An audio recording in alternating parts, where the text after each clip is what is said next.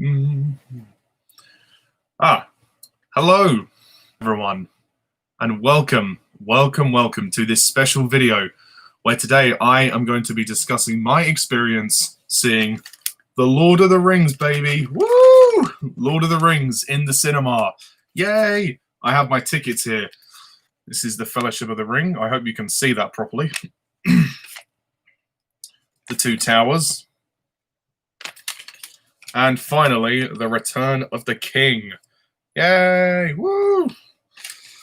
Oh, God, it's great to have the cinema back. That's one thing. Right. First things first. Those of you that know me know that I am a massive fan of these movies, and they are my favorite movies of all time. So this was a no-brainer. And when they were first released in the early 2000s, I was way too young to have seen them, and I actually never did see them until I think 2006 was the first time I saw Lord of the Rings. But I was lucky enough to see all three films in the trilogy in the cinema, and that's The Fellowship of the Ring, The Two Towers, and The Return of the King. My friend, actually, I went with one of my best friends, and my best friend drove us to the cinema because the cinema wasn't local, so we had to venture out about half an hour to get to the cinema, but it was worth it, you know. And as a bonus, they were showing the extended editions, which was incredible, really.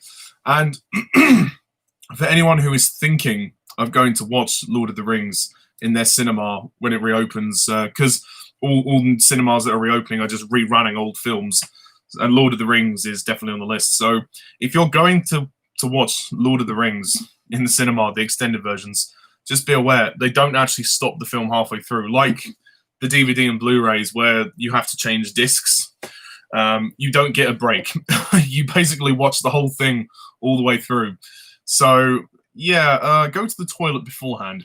That would be my advice, unless you don't care about missing like 2 seconds of the film. But anyway, honestly, I had to do a video talking about this because these films are so special to me, and Peter Jackson created something magical for the big screen. He really did. I know the source material was written by J.R. Tolkien, which is great, obviously, but Jackson made the movies, and obviously they won Academy Awards, so they are critically acclaimed, especially The Return of the King, which swept the Oscars in 2004. It swept the Oscars, and it won Best Picture as well, so it won 11 Academy Awards, so that's amazing. I had never seen these movies in the cinema before, and I've got to say, they were fantastic to watch on the big screen. The Lord of the Rings was made for the big screen. It was, honestly. I honestly don't know where to begin, really. There's not a lot to say. I mean, well, the first thing to say is that the screenings I went to weren't very busy, which was good. So I had to see the movies the last 3 days. So I saw Fellowship of the Ring on Friday, 2 days ago. And then yesterday I saw The Two Towers, and now today I've just come back from seeing The Return of the King. And the weird thing is that struck me, I mean, because I've seen these movies so many times, the extended editions, they didn't actually feel very long. I mean, they're verging on 4 hours. They are incredibly long films, but I never felt the runtime. I really didn't. Maybe it's because I'm much of a fan of these movies, but also the cinema I went to had recliner seating, so I was okay. I was more than comfortable. Quick shout out to Dawson's Universe. Hello, sorry I didn't reply to you sooner. Honestly, what actually made it worth it for me was the fact that these movies don't look like they have aged a day. Hello, Sam Harrison. These movies, the visual effects in them still look better than some films we get today. and that's saying something. Well, Sam, if you haven't seen these movies, I would really recommend them. They are very good. They are long. They are very long, no matter which version you watch, whether you watch the theatrical cuts or the extended editions. If you've never seen them, I would recommend starting with the theatrical cuts just to get the essential story under your belt. And if you like them, if you love them, then try the extended editions. I personally actually prefer the extended editions because they add so much more to the story. Yes, they are longer, but I don't mind it. I honestly don't mind it. I actually don't own the theatrical cuts of any of the movies, including The Hobbit. I've got the box set with the 6 films, and they're all the extended editions. So that's my film. But honestly, seeing them in the cinema, Lord of the Rings was phenomenal. The sound, oh my god, the sound was amazing. I mean, these movies have been sound edited so well. Oh my god. You know, in Lord of the Rings, you have some of the most incredible battle sequences, and Helm's Deep, amazing. The battles in Return of the King looked amazing. I wish I could have been old enough to see these films when they came out. I was sitting there thinking, my God, if only, what would it have been like for people's reactions back in 2001, 2, and 3? And also, it helps that these movies were kind of shot concurrently back to back. The whole Lord of the Rings filmmaking experience was making the whole trilogy back to back. So, yeah, it's totally worth it. Oh, hi, Henok Gigbred Geris. I'm sorry if I pronounced that wrong. I'll just say Henok because I can't pronounce your surname. But oh, you've seen The Hobbit, Return of the King, The Fellowship of the Ring. Yeah, well, you should watch The Two Towers as well. The Two Towers is brilliant. Now, I have to say that Lord of the Rings, I said Lord of the Rings is my favorite movie of all time, but if you ask me which one, Return of the King. Lord of the Rings, Return of the King is my favorite movie of all time. I have yet to see a movie that surpasses that level. I mean, it is probably the most epic film ever made. I mean, well, all 3 of them are epic, but The Return of the King for me is just in another league. It is just so good. I've always loved the film. Not necessarily just for the scope of the battle sequences, but also for the emotional scale of the story. And I did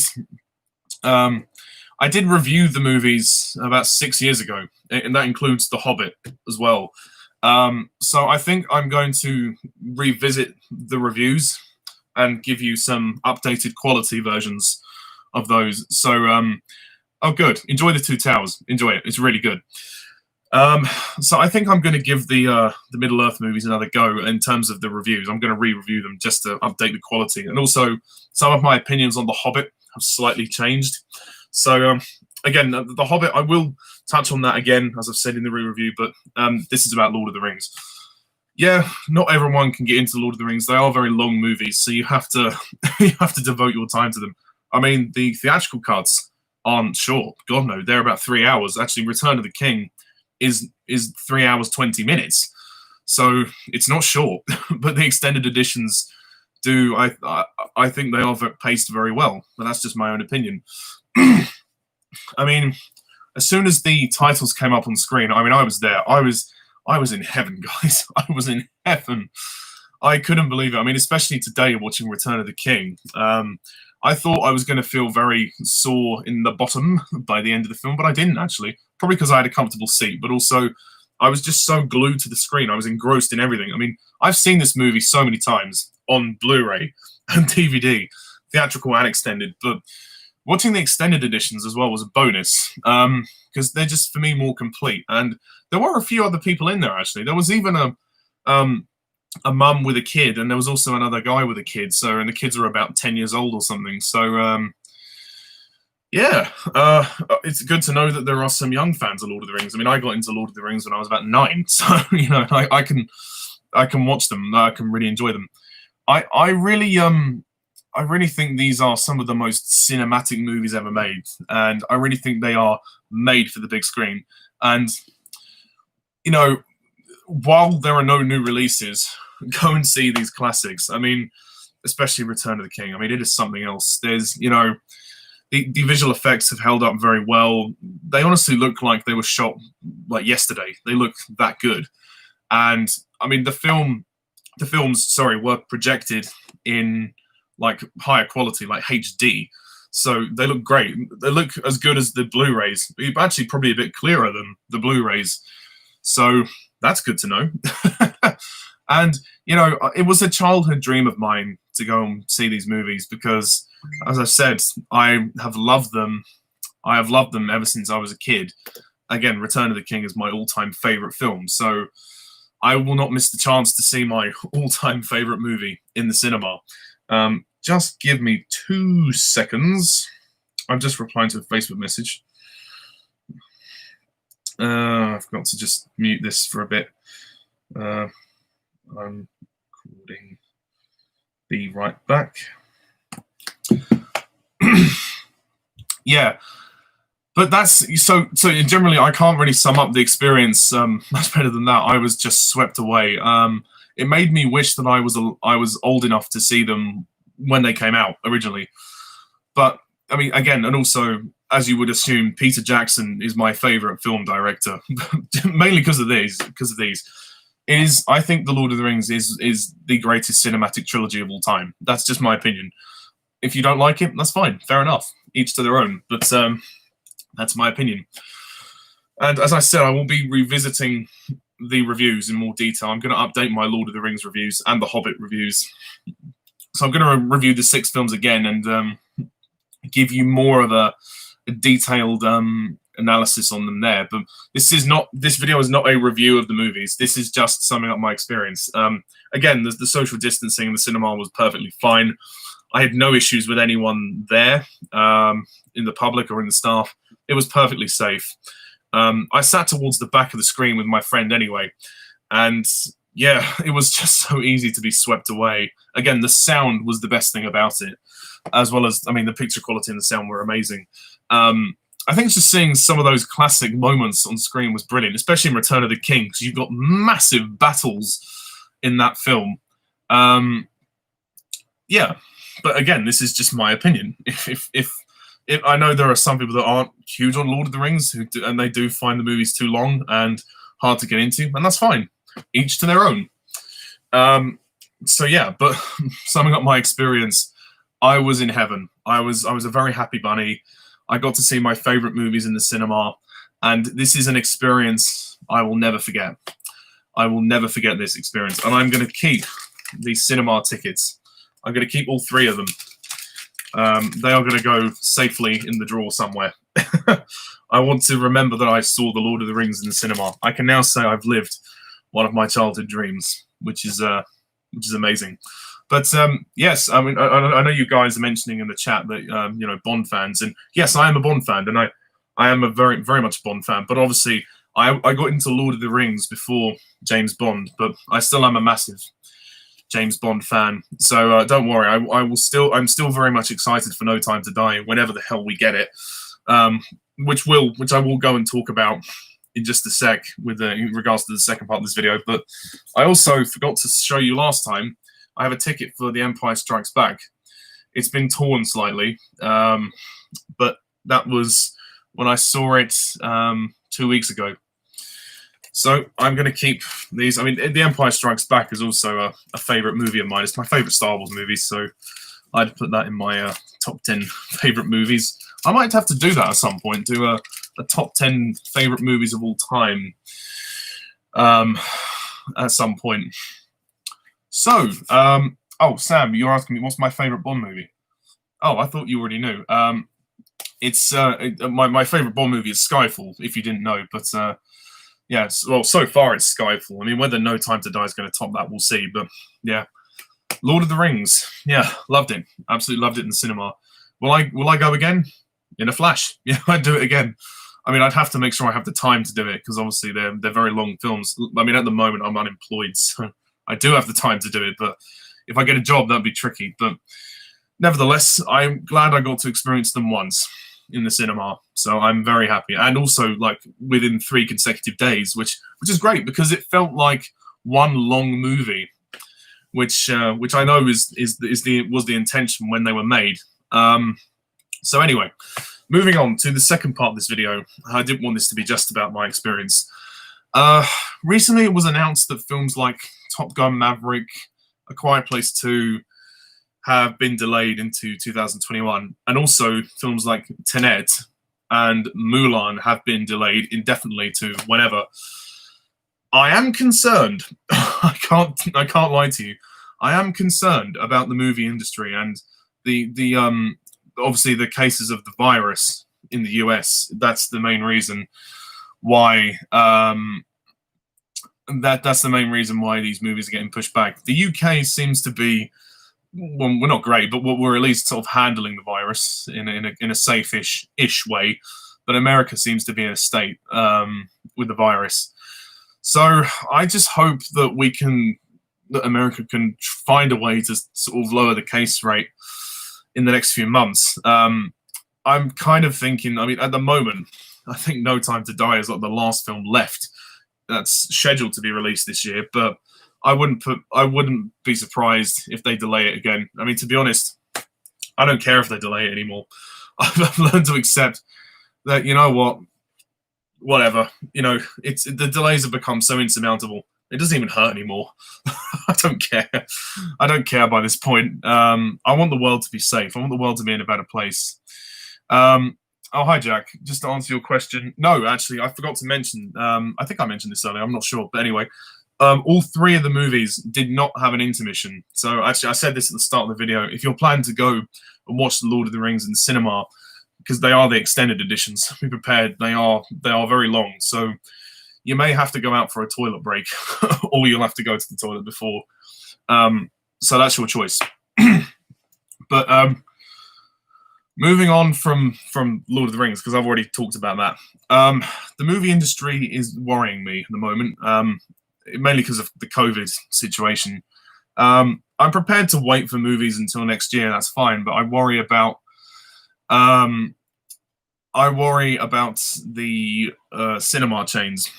I mean, they are currently rerunning old films, which is great, and there are people that are going to the cinema. I saw them when I went to watch Lord of the Rings, all three Lord of the Rings films. There were people there. So people are starting to venture out now to the cinema. So I think studios can be brave and release movies, or they can try to release movies within, I think, the autumn time of this year. I would say from October, October, November, December.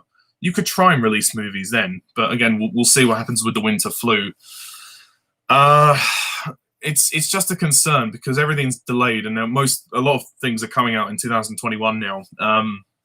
So I don't know what's going to happen for the rest of the year, because I know some cinemas have yet to reopen, and Cineworld in the UK were planning to reopen on July the 31st. I think they're still going ahead with that, but they were doing that because Tenet was going to come out in August. So they'll just be rerunning old films. It's a concern. And, you know what, I'm not going to be surprised if No Time to Die, if they turn around and say, look, we're going to delay it till 2021. I'm past caring about the delays. I kind of got it into my head that, you know what, we're in a shit situation. This is COVID. You know, we are in a terrible situation. We can rant, we can complain about the gaps between the Bond movies, but in this current day and age with the pandemic, you know, we're just going to have to get over it. Things are gonna, you know, things are a bit tough at the moment. It's mainly because America is a huge market for movies, of course, but their COVID cases are through the roof. Until they can lower their cases and they can reopen their movie theaters, we're going to have to be watching old movies at the cinema. I'm okay with that. You know, I'm fine with watching old films at the cinema, but I'm just, you know, about cinemas and studios making a profit. That's where it's going to be a struggle, because they can't really survive on reruns of old films. It's great to have them, but from a financial standpoint, you know, this COVID, this coronavirus is really going to be, you know, is really affecting the movie industry, and it's really bothering me, like other people. At the end of the day, my main concern is about people's lives, of course. You know, that's more important. You know, if people's lives can be put in a better place, then great. But in terms of the movie industry, yeah, it is a concern. But at the end of the day, there's no point going into a rant, complaining about it. It's COVID. We're in this situation. You know, it's out of anyone's control. We can just do our best to maintain social distancing and wear masks and sanitizers. I mean, to anyone who lives in America, please wear masks. Please sanitize. Please keep your distance, because that way you can reduce the number of cases. And don't listen to Donald Trump. Please don't listen to Donald Trump. Oh, God. But, yeah, I mean, you know, I'm sure there are going to be some, you know, old releases that will drag people back. I mean, they are choosing some popular films. I mean, I think Harry Potter's been re-released, Lord of the Rings, Guardians of the Galaxy has been re-released, the Dark Knight trilogy, Inception. There's been a fair few. Actually, even Goodfellas has been re-released as well. So, yeah, I mean, there is potential for, it's nice that cinemas are back, and there is potential for this to sort of be a nice thing, just to pass the time. But new releases, yeah, I don't know. I mean, currently at this time, I think No Time to Die and Soul, actually, sorry, the Pixar movie Soul, they are the only films I know now that are left for this year, the new releases to come out. But I wouldn't put it past them being delayed again. Yeah, it's a crap situation. I mean, obviously, I know you guys have been letting me know in the chat what you feel about this, and yeah. Oh, Bond is never going to come out at this point. Oh, Jack, don't despair, Jack. I know it's hard. I know it's been hard to maintain enthusiasm for Bond, but we will get it. We have to get it. There's no right or wrong. We have to get it, and maybe as a last resort, they will go to a pay-per-view thing. But with Bond, I can't see that happening. With other movies, potentially. I don't know. I mean, I'm half tempted for Mulan, the remake of Mulan, just to be shoved on Disney Plus. I mean, it doesn't look very good to me anyway. I mean, Artemis Fowl went on Disney Plus, and that movie sucked. So they knew that wasn't going to make any profit. But I guess Mulan is meant to be a big seller. But we'll see what happens there. God. Lauren, you said cinemas here in the US have been delayed again until mid to late August. Well, that's earlier than I thought it was going to be, but I wouldn't be surprised if it gets pushed to September. But let's hope that you can reopen as soon as possible, because the movie industry needs to start making money. The cinemas need to start making money. It's ridiculous. I mean, this cinema I went to watch Lord of the Rings and The Empire Strikes Back is now only open at the weekends, so they're only open limited hours anyway. So yeah, that's why we need the new releases. But again, it all depends on the US cases with COVID. I mean, the UK is doing all right, I guess.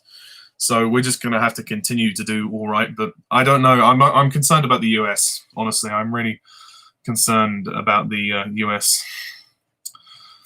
Well, Jack, all I can say is I hope they don't delay Bond till 2022. But we'll see. It all depends on the US. It depends on the US. I think with No Time to Die, they are determined for that movie to have a cinematic release, because of the amount of money invested in it and the profit that they could make from it. We just need the US to start cracking down on those virus cases. And I hope to God that doesn't take till 2022. Again, no offense to anyone in the US out there, but yeah. But no, Lauren, I think if your movie theater's open, when they reopen, hopefully they'll show the old films, and hopefully you'll get to see Lord of the Rings in cinema. Yeah, but they can't hold movies back forever. They need to release them at some point. So there has got to be a point when you just sort of risk it. And again, I said this in my previous live video. Movie studios, prepare to make some losses. I think you're going to have to survive for a bit until the world gets back to normal. People are now socially distancing in cinemas in the UK, and it's proving to work. I think this process could work worldwide, even if you have to roll out the releases slowly, even if America gets the new releases last, because it actually costs a lot of money to delay a movie. I mean, when No Time to Die was delayed the first time, it was like a month away from release. Of course, they didn't know that lockdown was going to happen. They didn't know that the virus was going to be that bad. But it cost them, I think it cost them like something like 32 million or something, because they'd already launched their marketing campaign for it. And now they're having to sort of conserve for that. So, I mean, if they delay it another time, fine. But I don't think they could delay it again, like after that. There's going to be a point when money becomes an issue. And that's not just for Bond. I mean, for any film. So yeah, I mean, whatever. That's just my take on it. My personal opinion is that I think people can socially distance in cinemas. They can manage. Again, they're only seating 50% of the capacity. So my advice to movie studios would be release the movies, but have them run for longer. If you're that worried, or spread out the release of movies. I mean, there is a 50-50 chance maybe Bond could release in November, but I'm actually more leaning actually towards maybe a 60-40 odd. I don't know. I think it's uncertain. I'm expecting an announcement sometime soon. I mean, looking at the IMDb page, it still says 12th of November 2020. So there's been no announcement yet. I mean, that's just for the UK. Obviously, the US release date is the 20th of November. Yeah, I hope and pray No Time to Die makes money. I'm sure it does. I mean, they want it to. Obviously, they want to. That opening weekend is like the big sell, so they want to make sure that No Time to Die or any movie can break the box office at the weekend. With COVID, it's going to be difficult, but I think they have to start making allowances because this can't go on forever. We can't keep delaying movies, and I'm not just speaking about James Bond. I'm speaking about every movie. Plus, there's not going to be enough slots left for 2021. There is not going to be enough release space for any more movies. I think, you know, if any more movies get delayed into next year, you know, and if No Time to Die stays at the November release date, then it will probably be the only movie, the only new release to go and see. So there is a chance for it to make more money. Maybe that's something they can think about. But again, I know they're concerned about health and safety with the virus, and that is the primary concern. But I think people are ready to go back to the cinema. I don't think they need to worry about people not wanting to go. People will go. It's just a case of reopening the US cinemas. That's the country that they need to reopen. But yeah, we can only hope.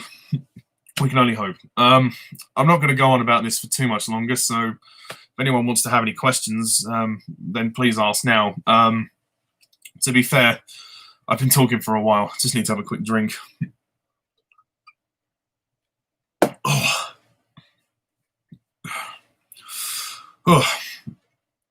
But yeah, no, it was fantastic to see Lord of the Rings on the big screen. They were the movies I wanted to really see. Again, the old movies I wanted to see. I will go and watch other old films. I want to try and see The Dark Knight if I can, because I missed it back in 2008. I want to try and see maybe Goodfellas. I might try and watch that. Maybe some of the Harry Potter films. It depends what else there is. I'm waiting for my local to reopen and for other sort of more local cinemas to reopen. So, again, if my friend is watching this, then thanks for all the driving, because, you know, it was great fun. So, okay, Jack has a question. Do you think they should open socially distanced cinemas in America? Yes, I think they should. I think America needs to be brave and open its cinemas again. I understand that America has some dangerously high cases of the virus, but Lawrence said they're opening mid to late August. I think that's fine. I think if they can stick to that, if they can try and, I mean, it's the end of July now, so if they give themselves a month to try and lower the cases at least a bit, then they can do what the UK is doing and hopefully open socially distant cinemas. Even if it's only for like 3 days a week and they show old films like the UK, then that's fine. Stagger it. But I think they'll be fine. I just think, again, I feel sorry for the US because of Trump. You know, I really do. And I know Lauren is desperate to see films. And any of the US audience, I imagine this must be annoying for you to not have the cinema back. But yeah, feel free to ask more questions. If I don't get any questions, say in the next 5 minutes or so, then I'll end it there. But, yeah. No, that's fine, Jack. Just be aware that they are the extended cuts, so you're gonna have to, and they don't have an intermission. So I was surprised about that. I did ask about that when I went into the cinema, and they said, "Oh, don't think so. I think it just runs." So it didn't bother me that much. I only went to the loo like once for Fellowship and Two Towers, and then only twice for Return of the King. So, but at the less crucial bits for me, I wanted to make sure I was there for the bits I wanted to see. So it was fine, you know. It's a shitty world we live in at the moment, anyway. Oh.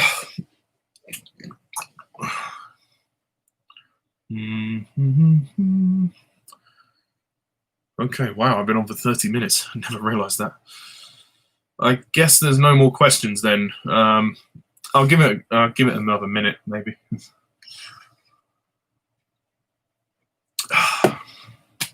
Yeah.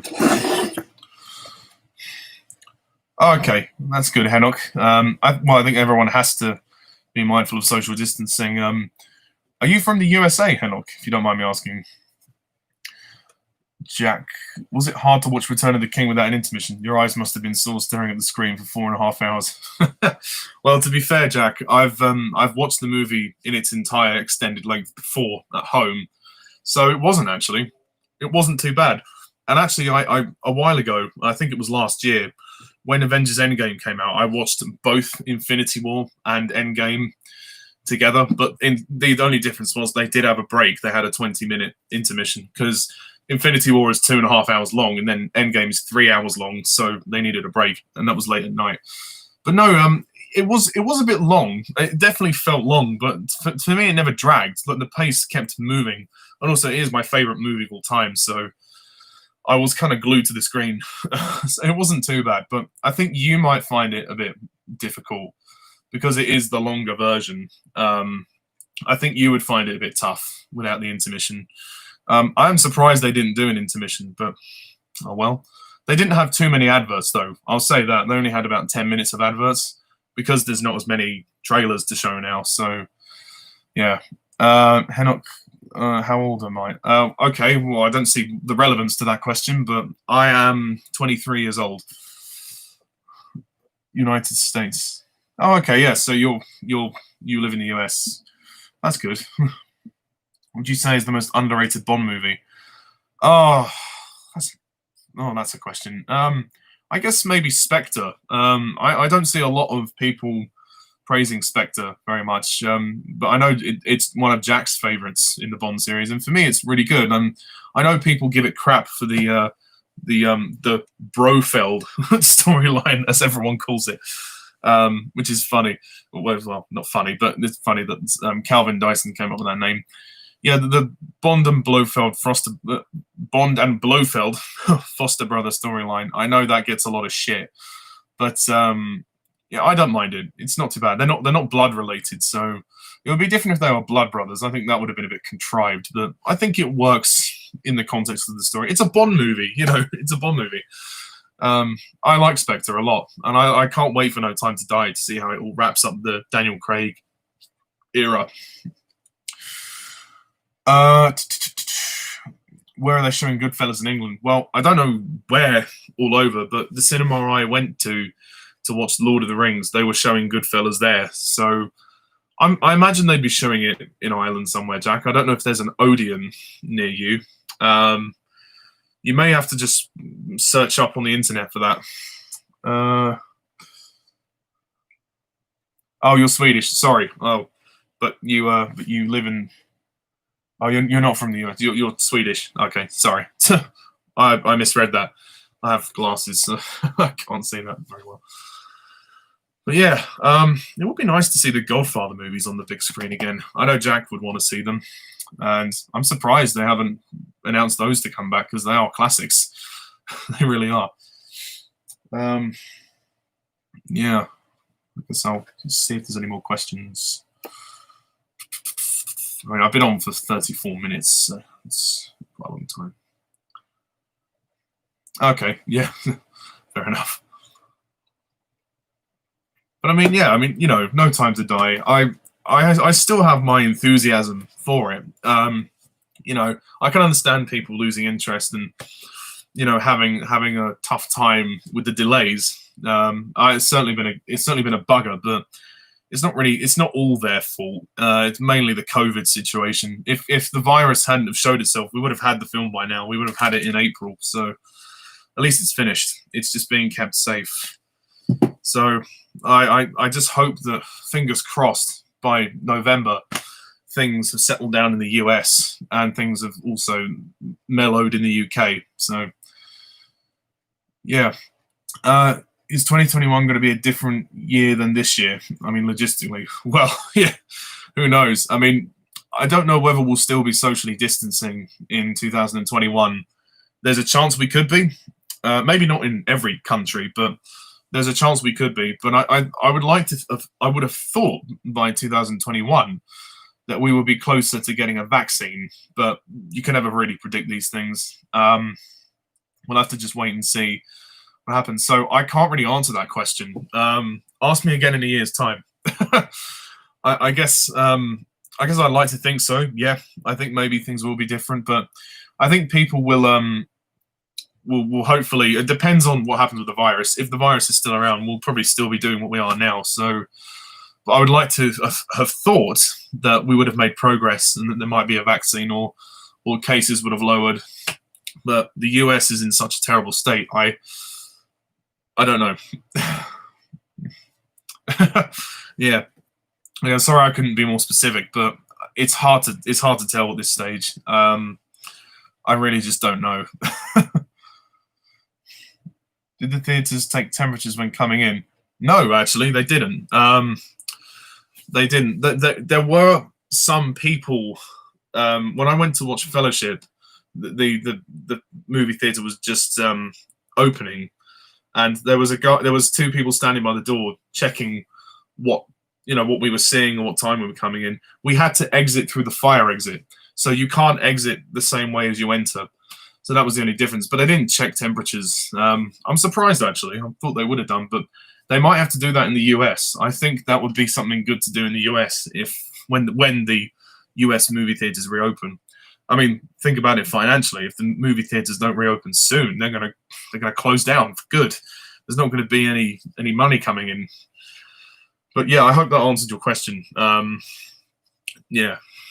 But actually, funny enough, I noticed when me and my friend were leaving the cinema, on the opposite side, there was a COVID testing center. We didn't go in there, obviously, but yeah, I found that kind of ironic. Yeah, I think the hair salon, because obviously it's a bit more intimate than, say, a cinema where you can actually just sit away from someone.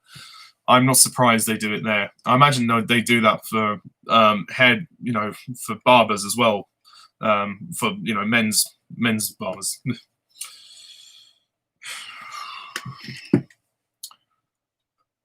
But I have seen the little device that people check the temperatures with. They do that for some of the people that are filming. In some of the soaps in England, they do that when people come into the studios, which I think is fair.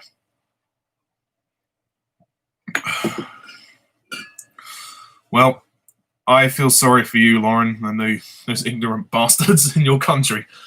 And I wish that you had a better world leader. I really wish that you did. Because, I mean, I'm not saying Boris is a saint by any means, but he's certainly the lesser of two evils.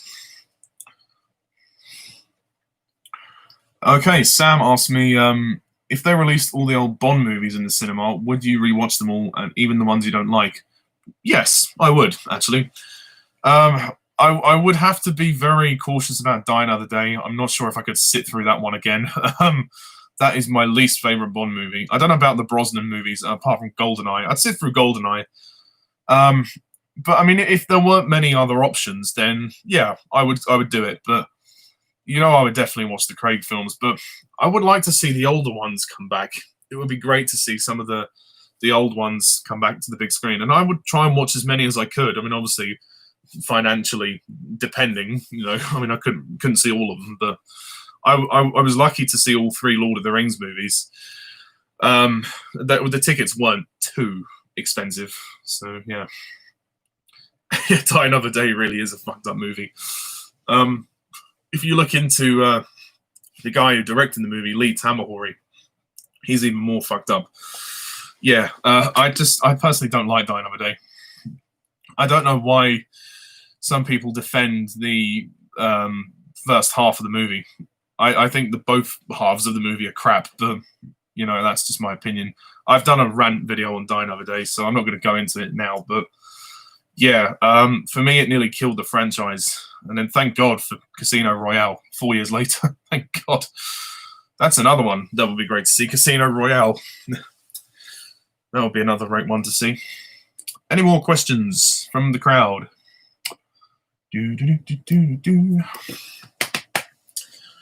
Ugh. Just stretching. Yes, amen to Casino Royale. I know that's not a question, but yeah, amen to Casino Royale. Thank you, God, Martin Campbell. Yeah, it literally was the best reboot that the franchise needed. It was the best thing that they could have done.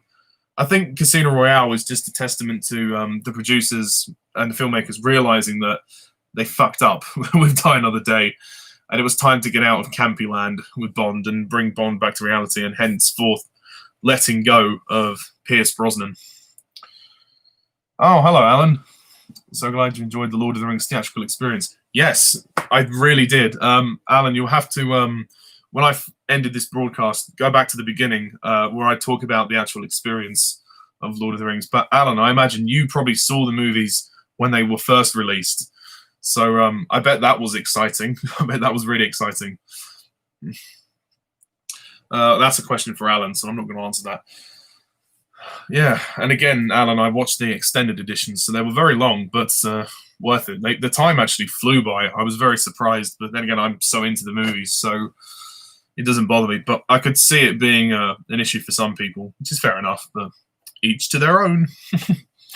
Alan, I'm currently taking any questions before I sort of. You've come at the very end, actually, of this live stream, so. If you want to ask me any questions, then go ahead. You saw them multiple times, all three of them. Wow, I'll bet. When you saw them, I imagine the crowds probably cheered when you saw them, especially for Return of the King, I would have thought, because that movie won 11 Oscars.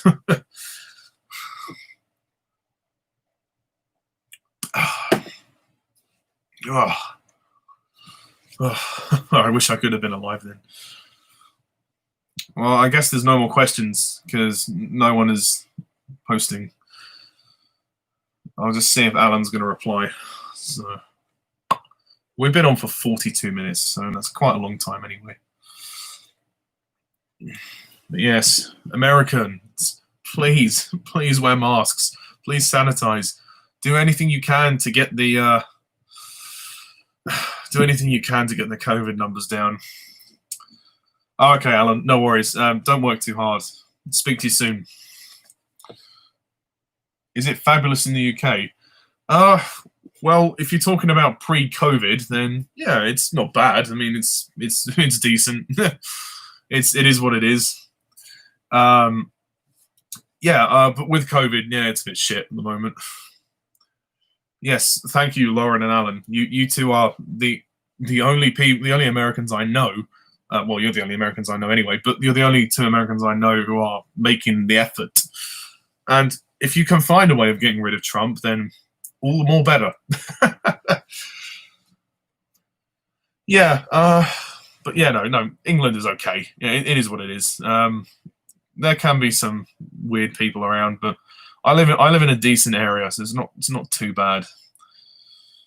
But yeah, okay. Well, I think I'm gonna end it in a minute. So last chance for questions before I go. It's nice to do a live video. I was tempted to do this as an actual recorded video, but I thought, nah, screw it. Give my subscribers a chance to contribute and add to a discussion. Okay, well, I guess there's no questions. So thank you all very much for watching and commenting, and for the people in the live chat, thank you very much. And yeah, we'll see what happens in the future with cinema and the future movies. And sorry this went on for quite a while, but I hope it was entertaining enough. And yes, I really enjoyed seeing Lord of the Rings in cinema. My childhood dream was fulfilled in these in this time of the pandemic. Anyway, everyone, stay safe, stay alert, and yeah, take care. Oh, one last thing, Sam. Yeah, you know, I mean, there are a few worse Bond films than Diamonds Are Forever, but as I said, I will be ranking the Bond movies again when I've seen No Time to Die, whenever that may be. So yeah. Anyway, thank you all very much. Take care. I'm Mr. Tarnus11. See you soon. Bye for now.